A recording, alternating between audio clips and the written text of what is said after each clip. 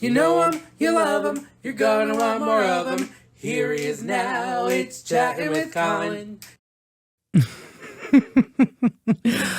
Mike Martone, you gotta make that recording for me. You've been saying June, it's gonna be a year. So I don't know. We work together. Right now we're directing the High School Musical together. I'm gonna keep bugging you. I need it. I don't want to keep hearing me dubbed 3 times with no band. Come on, we're kicking it up. Love you, Mike Martone. It's bitter cold out there. It is so cold. The snow isn't going anywhere. I feel like we might be getting more snow this weekend, but not like the last snow we got. I mean, it's crazy. 16 inches. Our guest today is from upstate New York, so I feel bad complaining about the snow because he gets so much more, but we'll talk about that later. And Branford, there's been some sad news in Branford lately. I am so sorry for the Chambers Scussle family and the tragedy of the fire that happened at Foxfield Farm, the beloved animals. Oh my God. But the Branford community, you guys have come together. There's a GoFundMe. It's over $86,000. Please, if you can, give to that family. They've been through so much. If you don't know, they're the family that owns Shelley's Garden Center, and the dad's having health issues. I just can't believe what's happening. But of course, Branford Strong. If you can give to the GoFundMe, please do. Chamber, Scussle family, we're thinking of you. And the last of the bad news before we get good is Catherine O'Hara. Come on. She was like my favorite. I feel like for my generation and our guest generation, she was like our mom, like the Home Alone movies. And then, and then Schitt's Creek, we're both, gay and we loved that show. I love that show. But like 71, it's way too young. And imagine all the characters that we're not going to get because unfortunately she passed away. Thoughts and prayers to her family. And thanks for your artistry, Catherine. Okay. Brighter news. Little Mermaid tickets, they are on sale. Get them now at BHSperformingarts.org. Theater Thursday, I'm doing trips. Ivoryton, we're going to a bunch of shows at Ivoryton and a bunch of shows at Goodspeed. Go to BranfordRecreation.org and you could sign up there. Who doesn't want to come to a theater matinee with me? I promise I won't sing. And then coming up soon at the end of the month, the Sunday Broadway concert series at Legacy Theater, which I produce. Matt Doyle, February 22nd. He's nice to look at. He's a Tony Award winner, and he has an amazing voice. He's not to be missed. And Legacy's main stage season. Yeah, get your tickets. You can still get subscriptions to the main stage season or to the Sunday Broadway concert series. I love the Sunday Broadway concert series. That's where I met this first guest. And it's my baby, but it really is what I love. I love everything about Legacy, but I love that we get to bring Broadway to Branford in our backyard in an intimate setting and see these amazingly talented Broadway performers at the Legacy Theater. If you can come, please do. Stop and say hi. And we have a very special guest today. I just want to get to it. Let me just make sure. Yeah.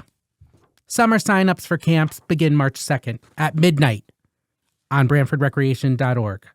March 2nd, all of the summer camps through Branford Parks and Recreation. Okay, now, coming up next at Stage Door Medium is our guest today, Jimmy Moses, the Stage Door Medium. Come on in, Jimmy. How's it going? Hi. It's good. How are you?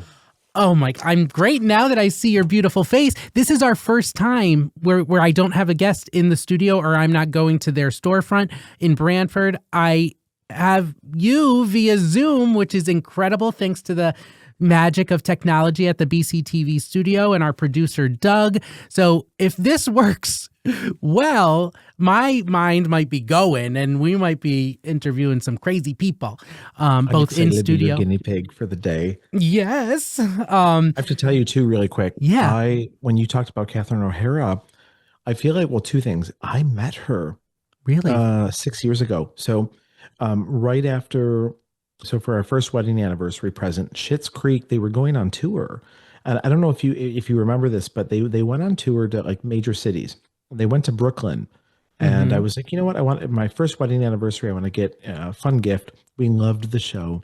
So we went to Brooklyn, and by just sheer luck, they opened up the orchestra pit, obviously, because they had no need for those tickets or no, a pit. So they added tickets. I must have logged on right when they opened them.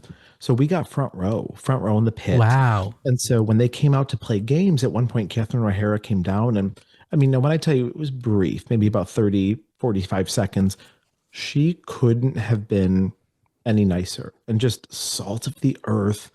Um, and I think, gosh, one more quick thing. Like when I was reading this quote about her, and like when you talked about she was like a mom, I think Mm-hmm. like what was so beautiful about watching her in those movies was that like she wasn't like the Hallmark moms. Like she was like a real mom. She was messy. Do Mm. you know what I mean? Like she lost her temper. She said like she was just a very human portrayal of Yeah. like that mom. And I don't know. She's so missed. Like I feel like you earn bonus points when you get up to, cross to the other side. I feel like for like doing that type of work, like on a large scale, like I feel like what she did was like an act of service. Do you know what I Yeah. mean? Oh, I for don't know. sure. For sure. It's great to hear that she was nice or She was because, amazing. sometimes we meet those celebrities that aren't. Mum's the Mhm. word on that. I know you have stories. I know I have stories. You spoke about your husband. His name is David, and since we were just talking about Catherine O'Hara, do you ever go, David? David, you look Yeah, like a you do that. disgruntled. Like yeah, You sometimes, do yeah. that way better than me. Do it again. Yeah. It's just all in that lower.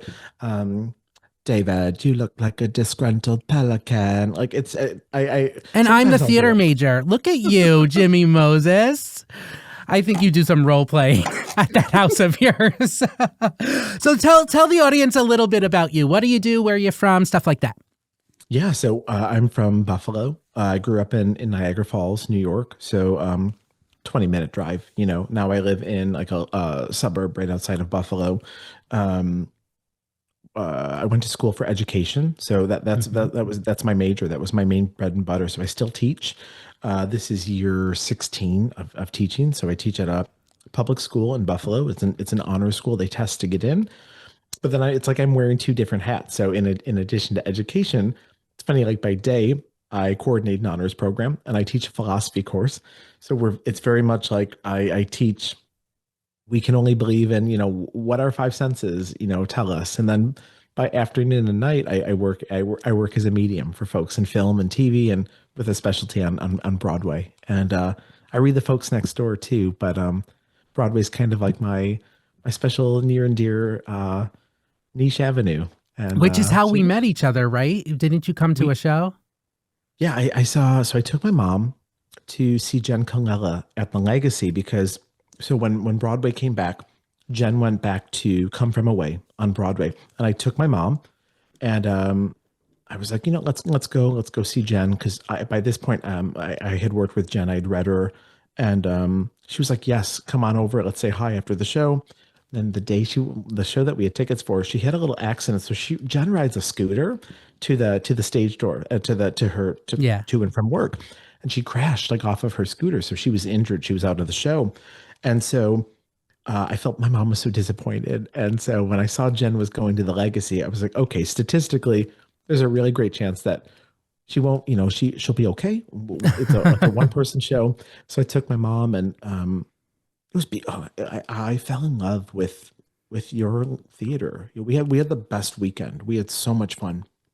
Yeah, thank you. And then we talked at the stage door because I was with Jen, Yeah. because I was the producer and you were friends with her. And then I brought her to the train station and she talked all about you, how you're the real deal, and like that I should definitely talk to you.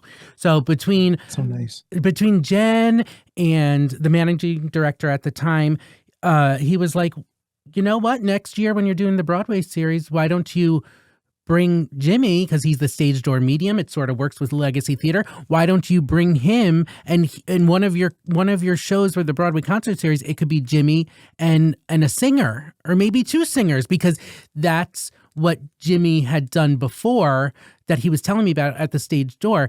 So I'm talking to Jimmy. We'll talk about that, the first meeting, in a little Sure. bit. I have the original Facebook post that I'm going to reference. But I was like, you know what? It seems like people there's a market for this. People are interested in this. I don't know if we need to like not gimmicky it up, but like let's not have it be about Jimmy and not the artist. And I remember when we first talked, and I had no clue what I was getting into. I thought we were just meeting and going to talk, and then a reading happened. We'll get there, but yeah, it was. You know what's funny too is that like, so the different times that I've done different types of shows, and some twice now I've had Broadway artists with me. So at 54 Below, I had two of the Wicked Girls. So my they started off as clients and another good friends. So Jenny Denoya and Haley Pachoon. So they were like Broadway besties. They were a Glinda and Alphabet together on the road. And then Jenny was with me in Buffalo for a live show. But it's funny, the ones that sold out were just mediumship. It's so funny. I find that the audiences, well, I think there's such a I don't know how to describe it. I almost found that the audience was like, no, we just want a night of mediumship. Like we like Broadway too, but we just want to come for, you know what I mean? So Yeah. I was expecting those nights to sell out. And not that it's about if it sells out or not, but it was. Well, it I was the night that remember mediumship. you were so nervous. We first met in November, and then with a reading and the meeting. That was after the Jen Colella concert, which was in May. So we first met in May. Actually, we first met a long time ago. Not met, but we were both at Carnegie Hall for a Kristen Chenoweth concert in like early 2000s, where that's when I got I had like a year or two break from Rosie, and she was there, and then I went down to her and I was like, hey Rosie, and she's like, I've been looking for you, and she got my name and number, and she found out I was in college at Wagner, and then she was doing Taboo, so I was helping her with that. But ultimately, that being at that concert got me back into her life and got me the job with the Our Family Vacations, the travel company that I worked at for a while. So we realized that later. I think we were talking, and I was like, well, I was at Kristen Chenoweth, and we realized that we were both at the same thing. Right. Well, initially I found your name and number on a bathroom stall for a good time. Oh my God, Jimmy. I work for the town. Oh yeah, we were out of state. It's fine. It's fine.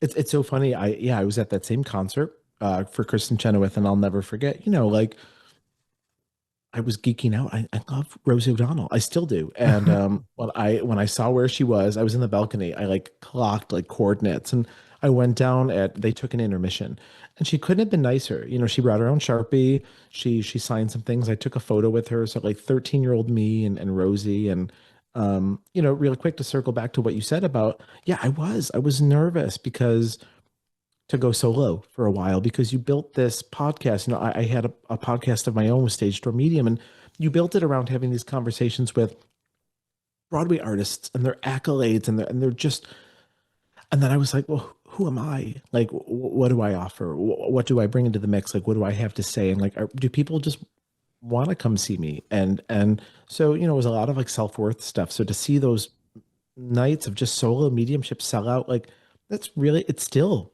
like, I was looking, I saw that Saturday night is like filling up really quick. And it's well, just really I remember, special. so the first year you came, and then I'm going to go back to this post, but the first year you came, we did a VIP event the first night because I wanted to know how this was going to go before we had a paying audience there. Sure. And then we had a sold out audience. And I remember Keely and I told you that we were officially sold out, and you started crying backstage with your husband, David.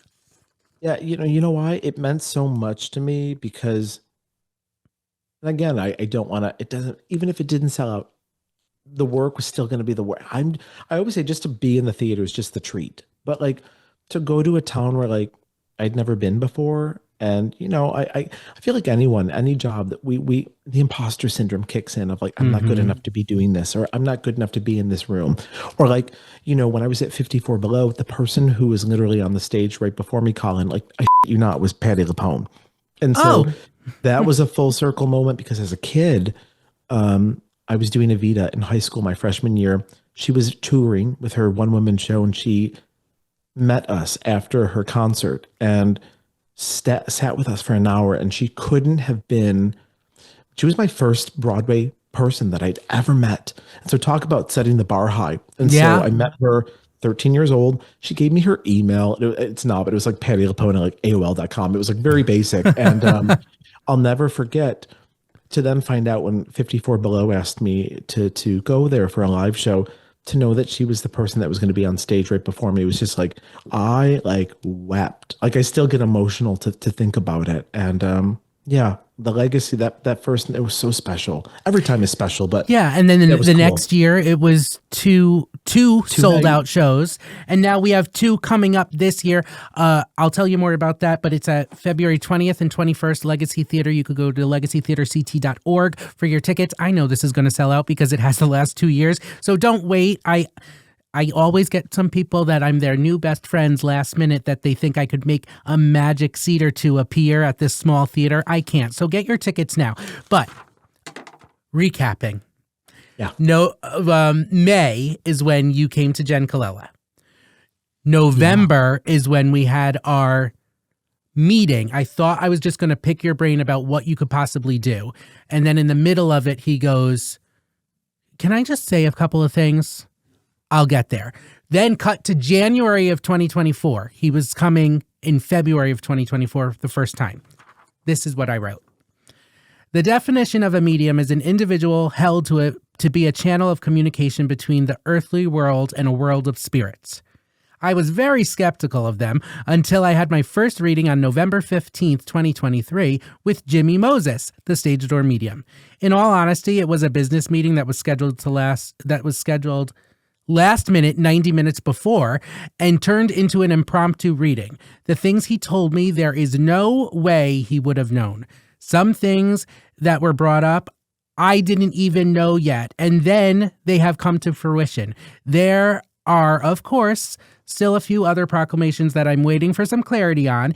Even though I wasn't sure if he would do any type of reading, I did think/say in my apartment before we FaceTimed, if he is legitimate, he needs to say these 3 things, which he did. Verbatim. Mind blown.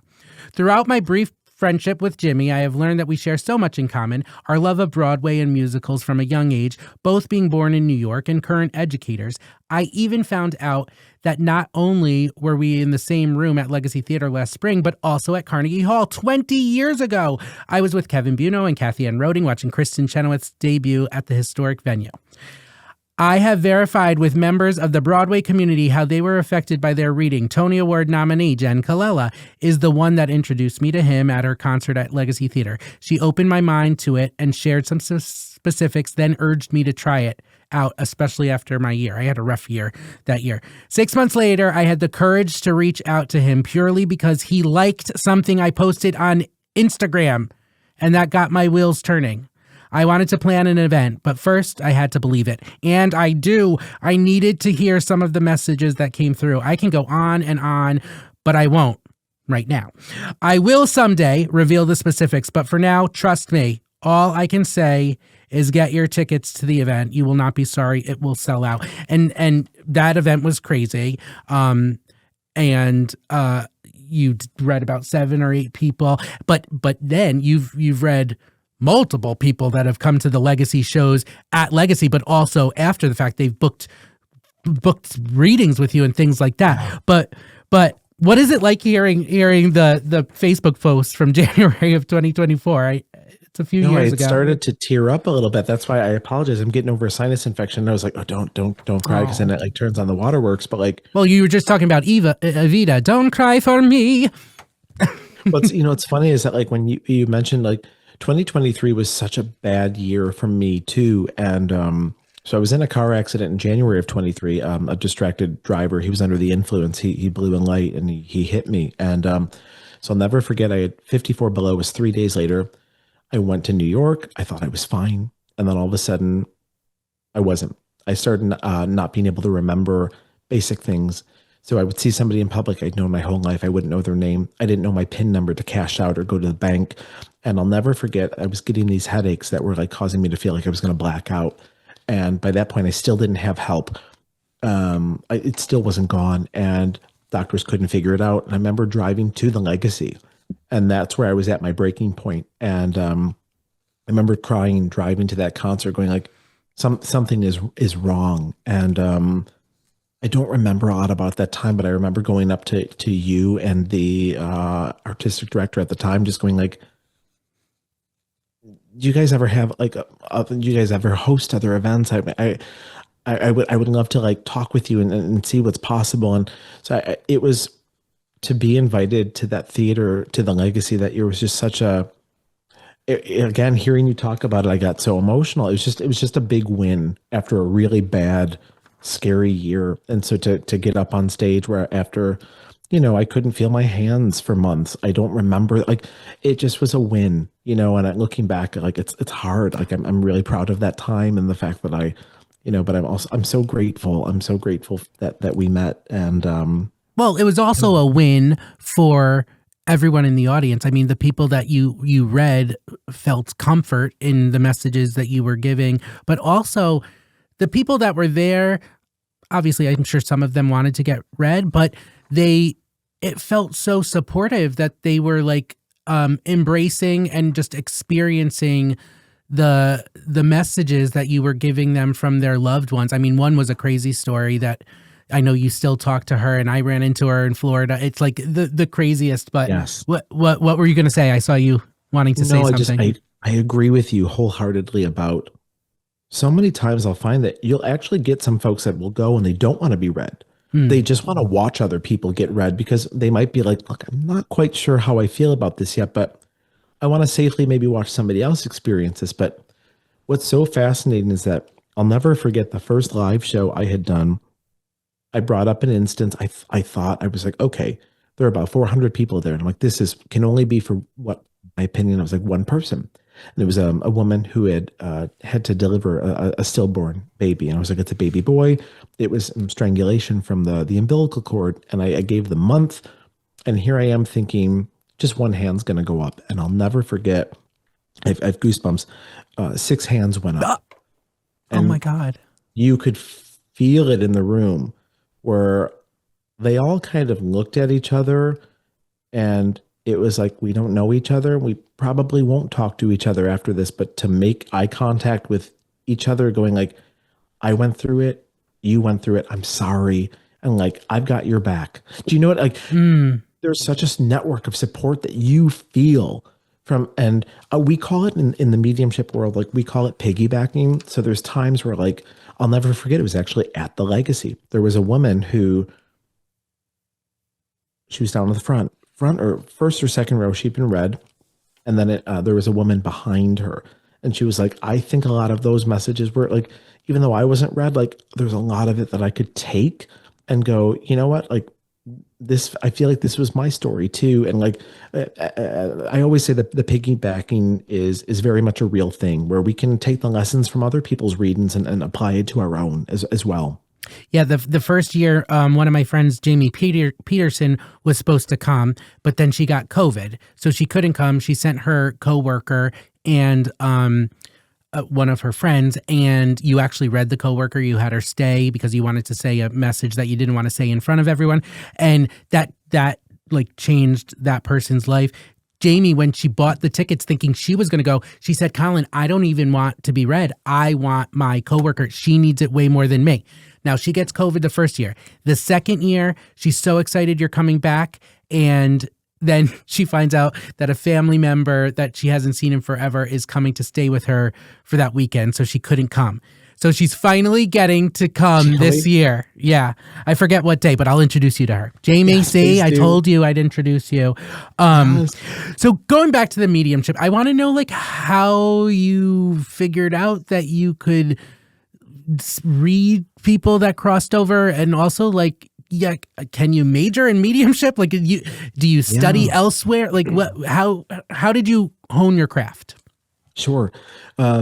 It's so tricky because I feel like depending on who you speak with, some mediums that you'll hear on television, and maybe this is why I was such a late bloomer, is that, when you hear these mediums on TV, there's some that are like, I was doing this since the age of 2, since the age of 3, and like in my crib, or like giving messages to my kindergarten classmates. And I'm going to be honest, I'm a little dubious about how often they were probably doing that. But as a kid, I just was like, I thought it was something that you had to know by that point. And I was like, well, that doesn't sound like me. So clearly I'm not a medium. But as a kid, I would know things about family members. So my dad's parents, they had passed by the time he was 9 or 10. And so I had never met them. And I would know things about his family. I would know details about people or things that had happened. But as a kid, again, I wasn't having these experiences where like sixth sense, where you're seeing Right. people that like, so I just was like, well, I'm not a medium. I'm just overactive imagination. And so that's what I chalked it up to until college. So now I had been to a medium early college, and the medium was like, you're supposed to be doing this. And I'm like, okay, thank you. Like I truly thought it was like the exit through the gift shop. Like, we're going to train you for $5,000. Do you know what I mean? And Yeah. so there's a big psychic spiritualist community about 45 minutes away from me called Lilydale.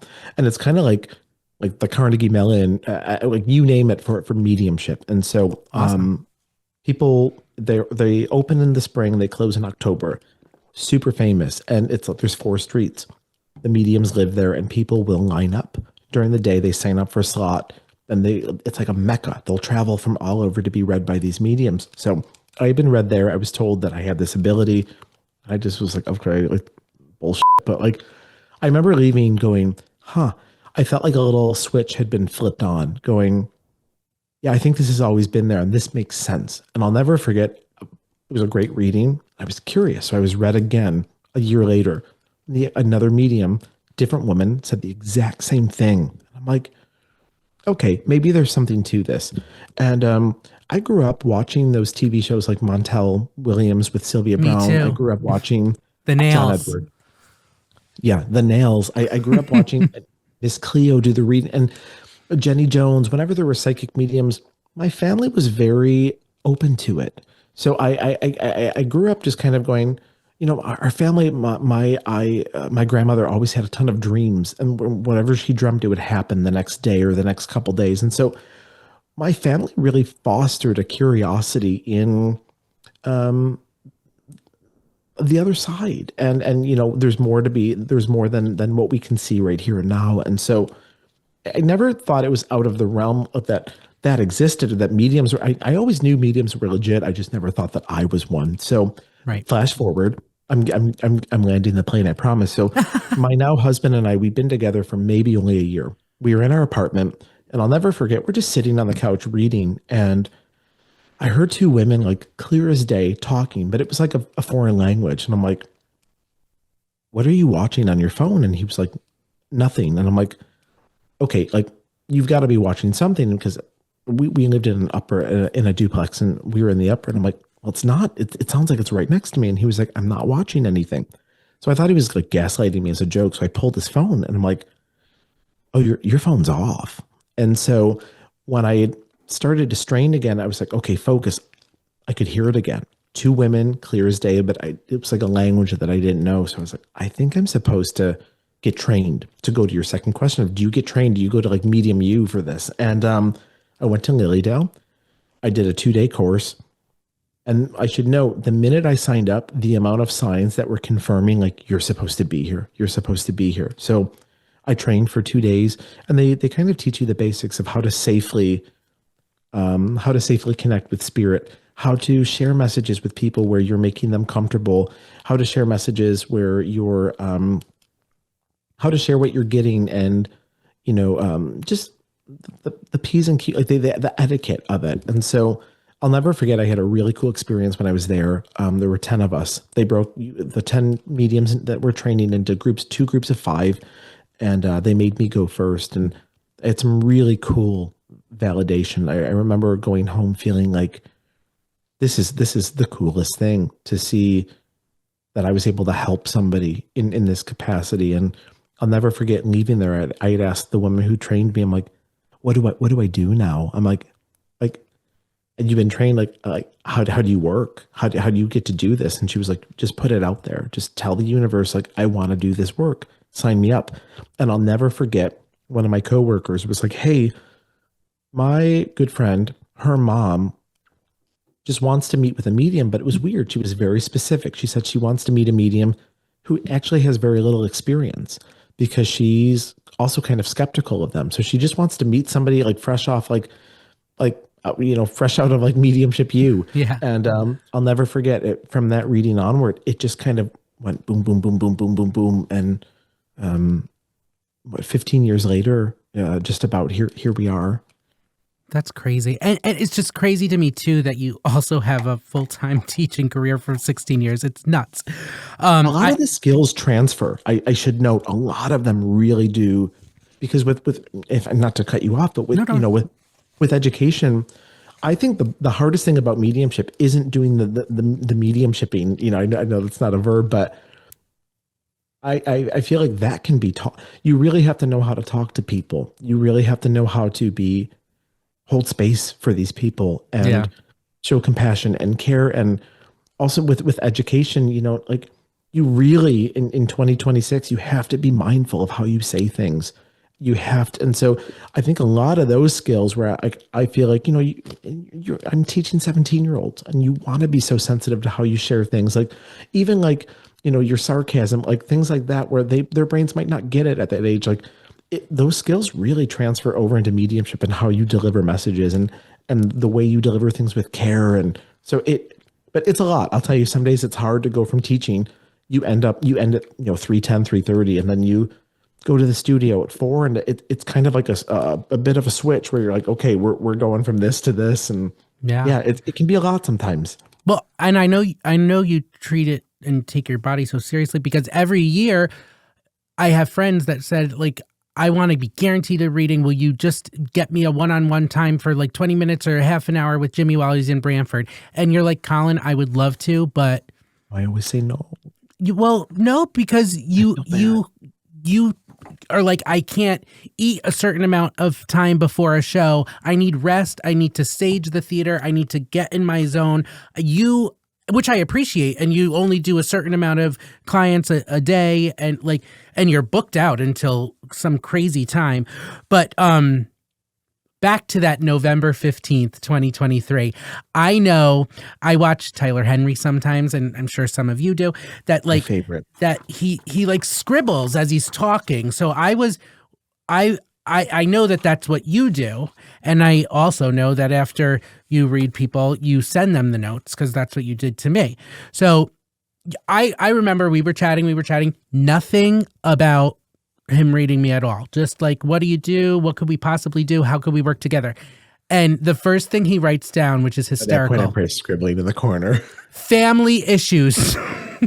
Which there were a lot of family issues, but that was before we even started like really talking. So then it's weird because it's cut into 2 pages. Actually, It's 4 pages, but it's really one continuous thing, but because of the iPad. So I'm putting the things together after, and like I see Colin, mom's side, kidney, ovarian. This is when we were talking about my Aunt Elaine, and then it says dad's mom, chest, heart. And some of the stuff was making sense as we were going, and some of it's not.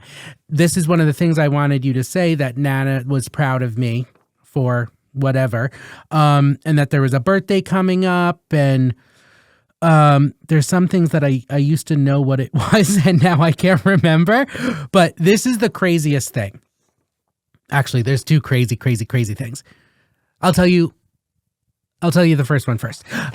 Really? The first one first? Okay, so my sister, her and I are very, very, very, very close. And November 15th comes and goes. The second I finish, I call my sister. She hits the ignore button. Then I call my cousin, who we're all very close, and she picked up because she loves me more than my sister. And I told her, okay, so I just got off of a reading. I just tried calling Chelsea, but she's not picking up. And I'm worried because Jimmy told me that, and my Aunt Elaine, who was Victoria's mom, is Victoria's mom. She's the one that passed that we were talking about earlier, their aunt. We're just very close. But Jimmy said, your sister is hiding something from you. So of course I go to, oh my God, she's dying of something. Or she's having relationship issues or something. I mean, I don't know. She tells me everything. What's going on? So She assures me nothing. My cousin was like, I don't know. Maybe it could be relationship issues. Nothing. But my cousin knows something because they're very close. And Thanksgiving happens. Christmas Eve comes. Christmas Eve night, Chelsea sits me down with the rest of the family and says, Colin, I know you've been worried because you're crazy about Jimmy and the stage door medium thing, but I just want to let you know I have been hiding from something from you. I'm pregnant. And that was with Claire Bear. The Claire Bear you all know and love from Facebook. Yeah, my goddaughter, my niece Claire Bear. So that's what I'm saying. Like some of the validations were later. Like he was talking, and I got it later. But this is the craziest thing. So I put the notes away, book him for the first year, and we settle on a date. And I'm like a little stalker trying to figure out things before. I'm like, okay, he says he's a teacher. He says he's in the Buffalo district. Let me go, because I'm in the Board of Ed too. Let me go see if they have a winter break, because Branford used to, but they don't anymore. So he did. He had the February break, a week off. And I was like, okay, let me see if he wants to come to beautiful Branford in the cold winter on his week-long break and see if he wants to come. And we landed on February 24th. So cut to, I don't know, it's like a month later. I'm going through the notes because I carried these notes around me for like a year in my backpack. And it says February 24th, and I can't get a close-up of it, but it's right here. He had no clue why he wrote it. He thought that was my sister's due date. And I said, no, Jimmy, that's the date you're coming to Legacy Theater. Like, you knew it. Like, it's crazy. And there's other stuff here that I'm not going to talk about, but you knew a lot. You knew a lot. And you blew my mind. That's why I'm a believer now, Jimmy. What's funny, because like sometimes I feel like I'm the surprise ruiner. You know what I mean? Like I'm going back mentally, and I'm like, I probably didn't say it verbatim. Like, hey, she's hiding, keeping a secret from you. But I probably said something like, hey, I feel like she might be holding some things closer to the vest. Or definitely. I read it. Share. You know what I mean? And so recently, I shouldn't say recently, but no, a couple of years ago, I ruined the engagement for one of my best friends. And so I'm taking a nervous sip because I have a story. Wait, you should be nervous. It's so I kept going. It's like I'm just being shown like really exciting things happening around like around like a really cold environment, but not like our winter, but it's like cold, like Alaska. And I was like, but it's like exciting, like a ring. And I'm like, oh my God, you said too much already. And she was like, I see her face change. And she's like, well, I'm with my boyfriend. Like, we're going to Alaska. We're going on a cruise. And then, would you believe? So after all this I end up getting a message from, well, she ends up giving my number to her boyfriend, and he messages me. I don't know what I can say here, so I apologize if you bleep me out. But he's like, hey, you. He's like, you ruined my my engagement surprise. And so they ended up. And he's the kindest in the world. So he was kind of teasing, but he was like, yeah, I'm proposing in Alaska. So sometimes it's like you said, there's not always the immediate, we're going to know everything on the spot from the reading. Sometimes it's like that P.S. I love you week, like the note in the mail, like in the lunchbox from mom or dad that we find later. So there's times where like things will play out 6 months later or a year later. And it is really neat. And I always say that's part of the validation process of the session, is to have that delayed, like, okay, no, this did happen. It played out later. And even more to the point, like it's just wild. So I've ruined engagements. I've ruined, people finding out they're pregnant. Well, I'm definitely not a medium, but I ruined my sister's engagement too, but not from knowing she was going to get engaged. How? So our family has a house in the Catskills, and I didn't know that. You're going to have to go there. I love the Catskills. Andy's, like by Margaretville. Yeah. Okay. Yeah, I'll get you the key. Okay, so she's up there. She goes there a lot. I used to go there a lot when I was a kid. It's like on the top of a mountain. It was my Aunt Elaine's house and her husband Chris, and now it's still in the family. But it's on the top of a mountain. There's no one around. There's a pond. All you see is mountains and the reservoir. It's amazing. So my sister got engaged up there. Now, way back when she got engaged, there wasn't a lot of cell phone service up there, but you got it sporadically. So she sent, or one of her friends, someone sent me the picture of him on the rock by the pond with the mountains and the reservoir on one knee getting engaged. So of course I'm so excited. So what do? I posted on Facebook. Oh my God, I'm so happy for Chelsea, blah, blah, blah, blah, blah, blah. Not even thinking that like she should probably announce her engagement first. I was just so excited. You're a good brother. Back to you. So I have a friend, Jamie Patron. We did work at Tabor together, and we talked a lot, and we talk a lot. And she called me once, and she said, "Colin, is your medium friend Jimmy Moses?" And I was like, "Yeah." She's like, "He just read my friend," and I forget her name, but you told this person, you said, because you read a lot of actors and actresses, which I want to get to. I know we're nonstop talking, but it's fine. You're tuning in, right? You love it. You're not bored with Jimmy and Colin? No, I know there's things that are going on right now too that my brain's like I have mental notes about somebody. Yeah, I'll fill you in. I can't wait. It's about somebody's teeth actually that I'll fill you in. I don't know if somebody's been having dental issues. Okay. Yes. Okay. So Jamie Patron has a friend who you read, because you read lots of actors and actresses, and you said you are up for this role and you're getting it. And there's a song playing in my head, and I don't even know if you remember. It's from Kimberly Akimbo, the tour. Yes. I forget her name, but she got the lead, the mom, right? Laura. What's her name? Yeah, Laura. Yes. She's coming here next month. We're getting together. Yeah. She's coming with Kimberly Akimbo. So then she tells me, well, she just booked this thing, and he told her she was going to book it. So then, of course, I felt like, and this has happened a lot with you and me, Jimmy, like either someone has a reading with you and they tell me something and I tell you something because it's good validation, right? Yeah, it means a lot because, part of our job is you do have to resign yourself after the session to go, okay, statistically, I might not see this person again.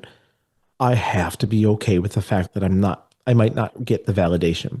And so, but I tell people, I'm like, look, if you ever want to share things with me, just know that I really love to hear it. Not in a toot my own horn. Like, I love, because I'm a firm, like as a teacher, we're always, no matter what job we're in, we're always learning. And so if there's something that I'm encountering in mediumship that like maybe I've never encountered before, it's like you're playing a big old game of Pictionary. And so imagine like sharing something and then going, I've never encountered this before. And then they're kind enough to take the time to offer you the validation when it happens. You're like, oh, okay, so I was right. That's what that meant. Or maybe it's right church, wrong pew. So like we're still learning on the job. And so like, especially with mediumship, God, there are times where I'm like, I wish I could go, okay, I think I'm done learning right now. Please, my brain's full. And it's just not possible with mediumship. You continuously kind of elevate, like you learn more, you learn different signs, you learn different symbols. Some of the content might get a little heavier sometimes because they'll start to test you to be like, can you handle this? When I first started doing readings, most of the messages were really happy. It was like, grandma's here. She's proud of you.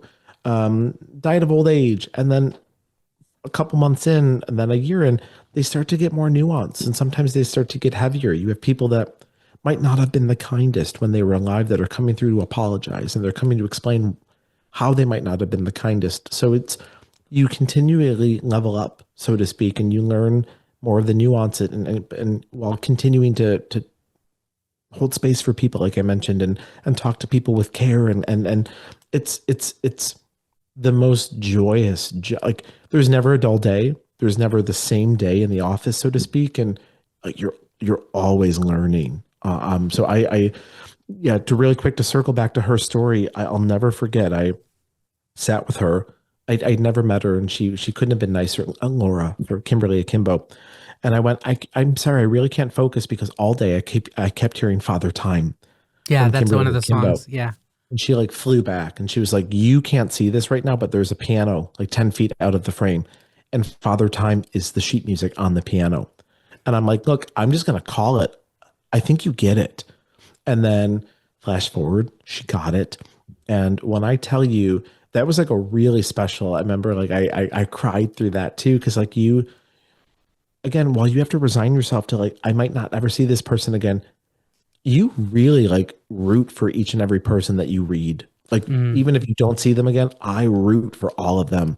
And so to then know that she got it, and then to kind of then to go see her, we saw her in Pittsburgh. We made the drive down, and to see her in this role that you're like, oh my gosh, like it's just it's really cool. And so she's coming here with the tour next month, and I think we're gonna do a group reading. We're gonna get most of the cast of Akimbo together and do a group I session. love that. I'm really excited about this, and I did a yeah, group session with you and my family. I remember yeah. I for Christmas I got everyone and anyone that wanted to come. Some of them were like, I'm not coming, I don't want to hear. But we got my sister, my mom, me, and my cousin, and it was very validating. You said you were getting stuff. I mean, I don't want to put you on the spot, Jimmy, but is there anything you could say to the Yeah. viewers? Yeah, my brain's just kind of like a sponge, it kind of soaks up. So I see things, it depends on what mode my brain is in for the day. It's like, like just driving home in the weather right now. You've got two wheel, you've got all wheel, you've got tow mode. Like my brain goes into different modes. So sometimes I might feel things on my body. Tonight I'm not feeling so much as I'm seeing. So for example, I don't know if this is for you. I don't know if this is for who's mixing. You said it's Doug. Doug is it? Yeah, there's Doug, and yeah, Doug's the I don't know, producer. somebody's been having issues with their teeth. And I don't know it, but it's like there's a sensitivity. I don't know who this would be. I don't know, but It's not me. I have a family member that is, but what I will say though is that it's through something else. So if they're on, wait, Doug just talked in my ear. He had a filling replaced yesterday morning, and it came out Saturday morning. And he just got it replaced. Okay, so for the viewers, this is the first time we're doing the Zoom thing. And it's the first time I'm also getting someone in my ear, like I'm wearing an IFB on The View, and someone's talking to Sunny Hostin. Okay, too much, too little, too fast, too soon. Okay, so keep going. So, tell me about Vic's teeth, or not Vic's teeth, Doug's teeth. teeth. No, that's just what I was getting, was because I was like, well, it's weird. It's like, so I don't know if it felt like a relapse of sorts. That's where I was going with. So the other thing, there was another thing. I don't know if this is for Doug then, but they put a big balloon in front of me. So I don't know if Doug and someone in Doug's family or in Colin, did somebody just have the birthday that's just about to hit, or did it just pass?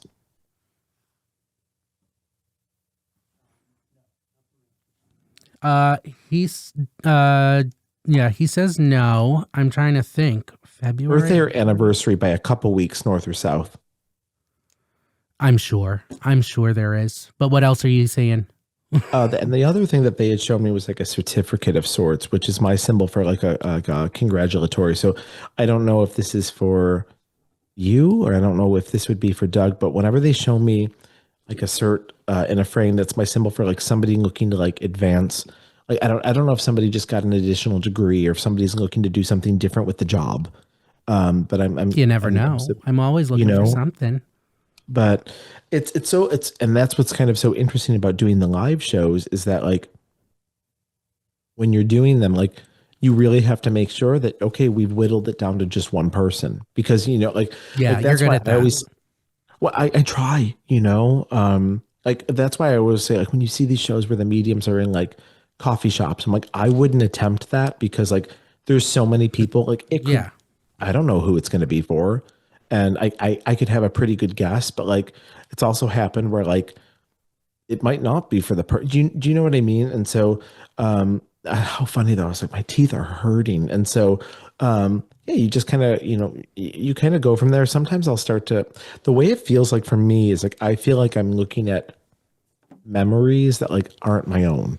So if you'll know, like sometimes if I start to space out, like I'm still present, like I can engage in conversation, but like I'm just, in the meantime, I'm kind of shown memories and I'm like, I don't think this is definitely not mine. And so it's like you're watching a movie and you start to make sense of the story. And that's, for me, that's kind of how it works. I have such bad ADHD. I have I could never. I have no clue how you're able to get all of Well, I that. had OCD really bad. Oh, okay. And like to the point where I was medicated for OCD in high school. And I'll never forget the medium was like, look, I'm not a doctor, but I think if you do this work, I think this is going to be a conduit. I think this is going to be an outlet for that anxiety, for that OCD. And sure enough, I mean, again, everyone's story is different, but I was off the meds within the year. When I started really developing as with mediumship, like I shouldn't say there was a gap obviously between when I started practicing, but like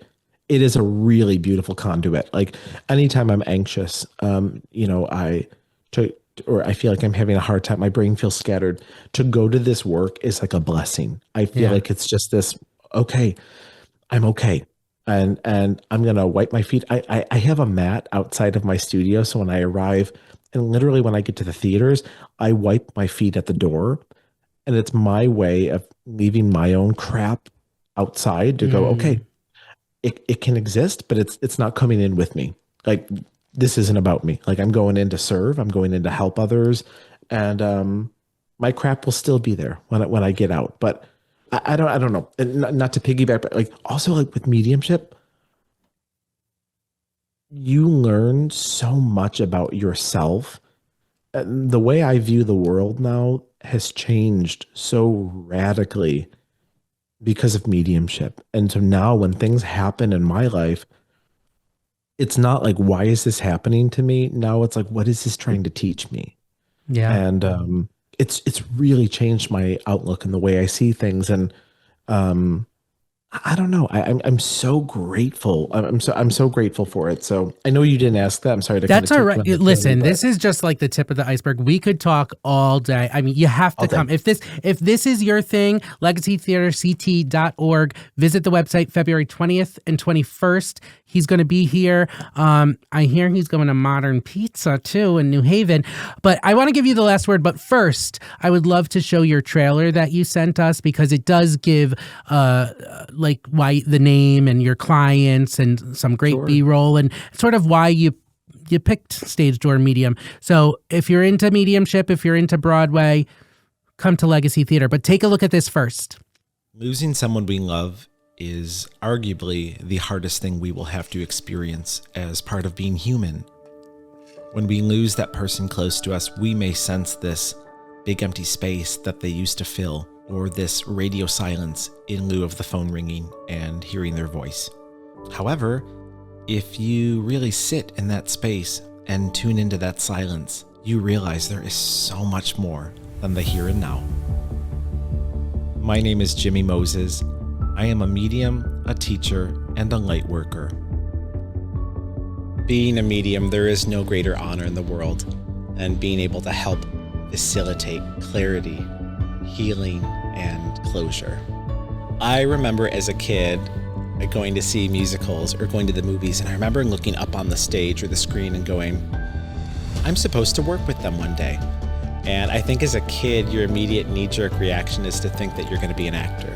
And the universe had other plans. Turns out I still did get to work with those folks I said I was going to get to work with, but different direction. And it was through being a medium for some of Broadway, film, and TV's biggest, brightest, and kindest human beings. Not just the accuracy, but the nuance and care. You hit on so many specificities that, I mean, I couldn't even believe. And I'm grateful. I'm really grateful for that. I felt completely taken care of. And so I felt like I was able to dive in and really have a full experience. I didn't know that that's actually how he died. She described exactly what you described. And so, they were just, anyway, that was just one of many, many things. I mean, there was just too much that was accurate and spot on. The way in which you described him being there and the words that I exchanged with him and the words that I knew that he was saying back to me, nobody would have known. It was incredible, and it blew my mind, to be honest. And I was like, wow. But also like being able to see you and at work, everything that you said, I was like, wait, what? There's so many goosebump moments, and then moments where just tears came out of my face because it felt so lovely to have the warmth of their energy coming through the warmth of your energy. Our loved ones are around us all the time, and they want us to know they're around us all the time, and that they're okay, that they were at the wedding, that they were at the birth of your baby granddaughter. And yes, that also includes our pets. In the theater community, there is something known as the stage door. At the end of the performance, I remember being that theater kid in high school, and you'd go line up at the stage door for the chance to connect with the performers that just left you so moved and inspired the last 2.5 hours. Stage door medium, however, opens a door to the other side, where we're able to connect with our loved ones who've crossed, share a moment with them, and know with undeniable proof that they are with us at all times. My name is Jimmy Moses. Welcome to Stage Door Medium Live.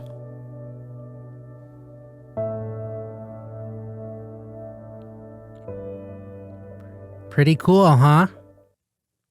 Listen, cool. what's so neat about that is that, like, well, two things. Well, first off, I get so nervous because they play it before I come out in these theaters, and like these testimonials are so gracious and beautiful, and then you're like, oh shit, that's me. You're like, no, I gotta Now I gotta deliver. do this now. And you're like, uh-oh, that just set a really high bar to be like, all right, everyone, like, here I am. And Yeah.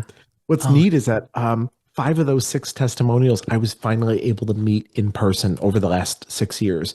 And the most recent one was Stephanie Block. So I was in Cape Cod for a show.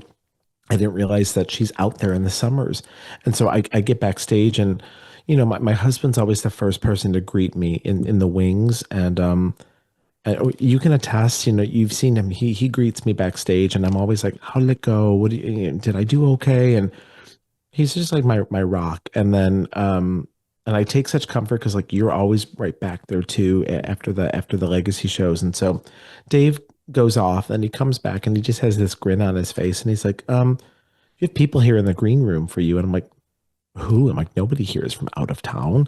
And he's like, Stephanie wants to say hi to you. And I'm like, who's Stephanie? He's like, Stephanie J. Block. And I'm like, no. So I started like crying because she was one of the biggest folks that I'd read, and she just couldn't have been more gracious. She was she took such good care of me during, you know, when I was like doing the podcast. And so then to meet her in person, because she was here with Into the Woods in Buffalo, but it was the pandemic. They were trying to tell them not to meet people after. And so just to bear hug her and talk for a while. And we talked about Disney and all, like, that's super cool. It's been cool. It's been so cool. We're almost at an hour. I would love for you to end it. And I wanted to give you the last word, and you could, but could you end with the hospice story condensed?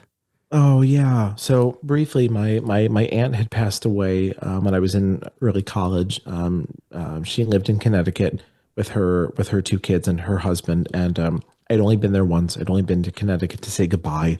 And I'll never forget, there was this beautiful hospice care facility that she was at, and it faced the water and golden hour. And I remember just the dignity that I felt like that, and the peace of this place. And so I remember, I still think about it to this day. And so I remember we were talking about Connecticut, and I was like, you know, I've only ever been there once, Colin. It was sadly to say goodbye to my aunt who passed, but it was like this place, like a hospice place in Connecticut. And he was like, I think you're thinking of like Connecticut hospice. And so sure enough, the theater is 5 minutes away from the hospice. The original hospice, the first hospice. Yeah.